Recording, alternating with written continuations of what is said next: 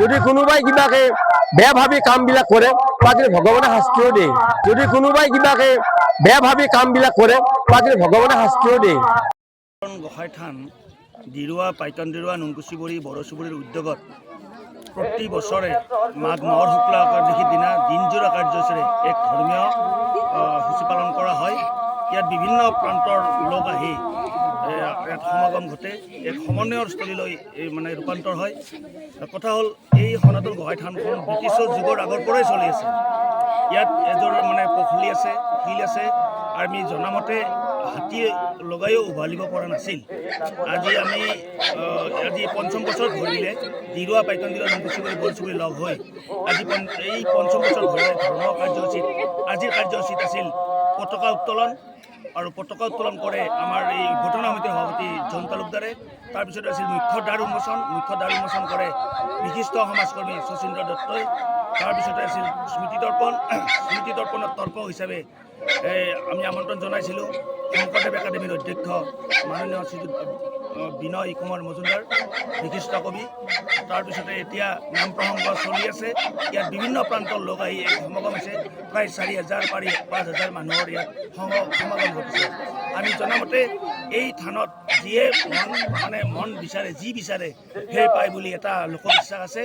আমি আশা কৰিছোঁ আমাৰ এই অনুষ্ঠানটোত চৰকাৰৰ ভাগৰ পৰা সহযোগিতা আগবঢ়ালে যাতায়াতৰ ব্যৱস্থা, বিদ্যুতৰ ব্যৱস্থা উন্নত হ'লে বিভিন্ন যাত্ৰীৰ সুবিধা হ'ব বুলি আমি আশা কৰোঁ।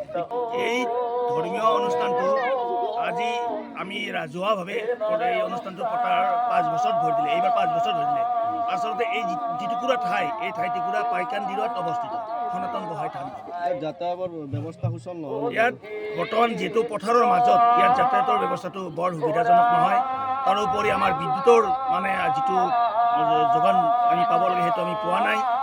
আমি অফিচৰ লগত যোগাযোগ কৰিছোঁ, হয়তো ভৱিষ্যতে হ'ব।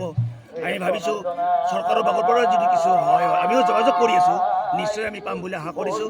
ইয়াত এই অনুষ্ঠানটোত আমাৰ ইছলাম ধৰ্মাৱলম্বী লোক বা বিভিন্ন মানে ধৰ্মৰ লোকে ইয়াত মানে সহযোগিতা আগবঢ়াইছে। কিমান লোকৰ সমাগম হয়? ইয়াত প্ৰায় 5-6 হাজাৰ মানুহৰ সমাগম আজি হ'ব।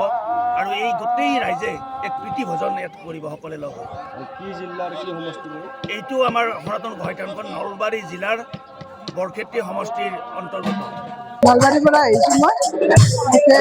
প্ৰত্যেক বছৰে আছে। এনে মহত্ব বহুত ভাল। এতিয়া মানে মনৰ বাঞ্ছা তাৰমানে পূৰণ হয় আৰু যি মনত ভাবে পূৰণ হয়। মই নলবাৰীৰ পৰা আহিছোঁ। মই তাৰ পৰা আহিছোঁ।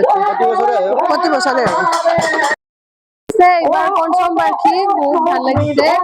আমাৰ যিহেতু গাঁৱৰে হয় সেই হিচাপে আমাৰ বহুত ভাল লাগিছে। আহো আমাৰ ওচৰতে হয়। ইমান ভাল লাগিছে পবিত্ৰ মহাপুণ্যস্থান, যি পবিত্ৰ মহাপুণ্যস্থান য'ত নেকি সনাতন গোসাঁই মানে জগতে জানে, য'ত হাতীও যিটো সনাতন গোসাঁই পুখুৰী উঠে, কি পুখুৰী উঘলিব পৰা নাই। আজি এই স্থানত আজি পঞ্চম বাৰ্ষিক সনাতন ধৰ্মৰ মহোৎসৱ আয়োজন কৰিছে আয়োজক কমিটিয়ে। আৰু এই আয়োজক কমিটি বৃহৎ এটা এৰিয়া বদ্ধ হৈ আছে।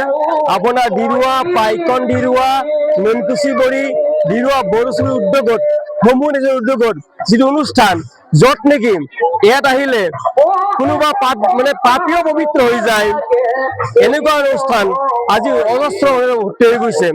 ভাল লাগে। মই আহিছোঁ এইকাৰণে যেনে মই কিবা ভুলে কৰিছোঁ, ভুলটো ভগৱান শ্ৰী সনাতন গোসাঁই মোক মংগল কৰক, আমাক চবৰ ৰাইজকে সুদৃষ্টি কৰি চাওক, যে চবৰে মংগল হওক, অপায় মংগল দৃষ্টি দূৰ হৈ যাওক, যে চবৰ সুদৃষ্টি কৰি চাই। আৰু প্ৰথম কথা, যদি সুদৃষ্টি সকলোকে চাই নহয় আৰু সুদৃষ্টি সকলে চাই চবৰে মংগল কৰিব। যদি কোনোবাই কিবাকে বেয়া ভাবি কামবিলাক কৰে তাকে ভগৱানে শাস্তিও দিয়ে।